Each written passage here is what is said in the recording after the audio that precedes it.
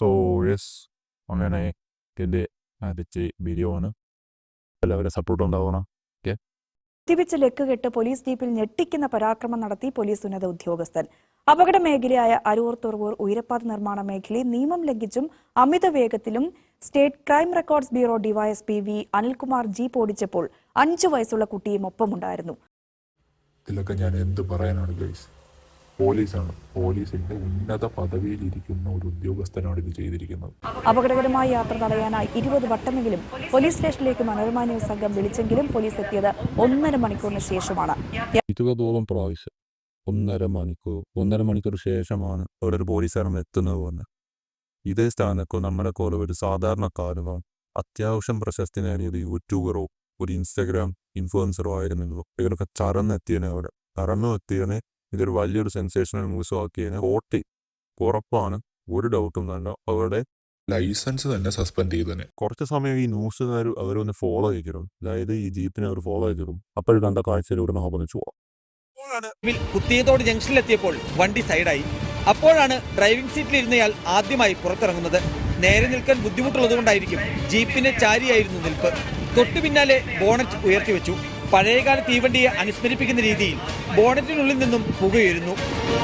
നല്ല അടിച്ച് സെറ്റാണ്, ഒരു ഡൗട്ടും വേണ്ട. ഈ വീഡിയോസിൽ നിന്ന് തന്നെ നല്ല പോലെ വ്യക്തമാണ്.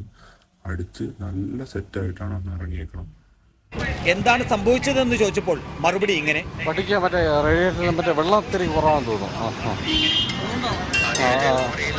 അതിനിടെ കൂടെയുണ്ടായിരുന്ന 2 പേർ തൊട്ടടുത്ത ബേക്കറിയിലേക്ക് കയറി. ഞങ്ങളെ അടുത്തേക്ക് വിളിച്ച് വിട്ടുകളഞ്ഞൂടെ എന്നൊരു ചോദ്യവും.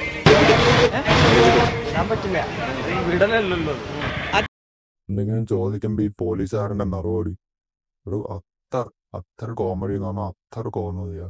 അതുപോലെ തന്നെ ഈ പുള്ളിക്കാരന്റെ കൂടെ ഉള്ളത് പോലീസുകാരനാണോ എന്നതൊരു വ്യക്തതയും ഇതുവരെ എത്തിയിട്ട് ഈ പ്രശ്നം നടന്നിട്ട് ഏകദേശം 2 ദിവസം കഴിഞ്ഞിട്ട് ഒരു തരം അപ്ഡേറ്റ്സുകളും ഇതുവരെ എത്തിയത്. എന്താണ് ഫർദർ അപ്ഡേറ്റ്സ് എന്നോ ഇന്നും തന്നെ ഇത് പറഞ്ഞിട്ടില്ല. ഈ വീഡിയോയിലുള്ള മീൻസ് ഇന്ന് വരെ എന്ന ന്യൂസിൽ ഒന്നര ഇതിനെപ്പറ്റി തറന്നിട്ടില്ല.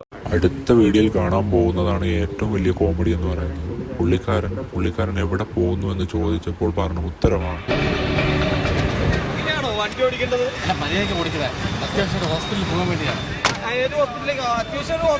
നമ്മുടെ വണ്ടിയിൽ പോവാം. മര്യാദയ്ക്കാ ഓട്ടിക്കുന്നത്, ഹോസ്റ്റലിലോട്ടാണ് പോകുന്നത്.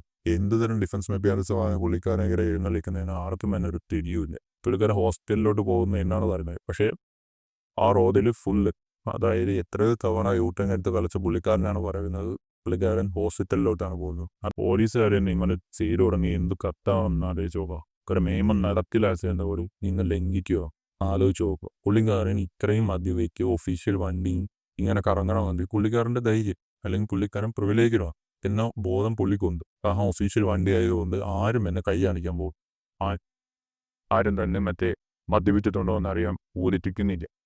നേരത്തെ നടന്ന കുറ്റകൃത്യത്തിനപ്പുറത്തേക്ക് വലിയൊരു ചട്ടലംഘനത്തിന്റെ കാര്യം കൂടിയാണ് ഇനി പറയാനുള്ളത്. സ്റ്റേറ്റ് ക്രൈം റെക്കോർഡ്സ് ബ്യൂറോയിൽ ഉദ്യോഗസ്ഥനാണ് പിടിയിലായ അനിൽകുമാർ. പക്ഷേ അദ്ദേഹത്തിന് ഈ ഔദ്യോഗിക വാഹനം എന്തിനാണ് ഈ എറണാകുളം ഭാഗത്തേക്ക് കൊണ്ടുവന്നത് എന്ന കാര്യത്തിലാണ് ഇനി അന്വേഷണം നടക്കേണ്ടത്. നമ്മൾ ഈ വാഹനം കണ്ടിട്ടുള്ളത് എറണാകുളം ഭാഗത്തുനിന്ന് തിരുവനന്തപുരം ഭാഗത്തേക്ക് പോകുന്ന വഴിയിലാണ്. അതിനു മുൻപേ ഈ വാഹനം എന്തായാലും കുറേയധികം ഓടിയിട്ടുണ്ട്. വണ്ടി എന്തിനു കൊണ്ടുപോയി എന്നുള്ളത് അന്വേഷിക്കുക. രണ്ടാമത് ഈ കൂടെ ഉണ്ടായിരുന്നത് ആരാണ് എന്ന് തിരക്കണം. കാരണം അത് പോലീസാണോ മറ്റെന്ന ഉദ്യോഗസ്ഥനാണോ എന്ന് ആരും എവിടെയും ഒന്നും പറഞ്ഞിട്ടില്ല.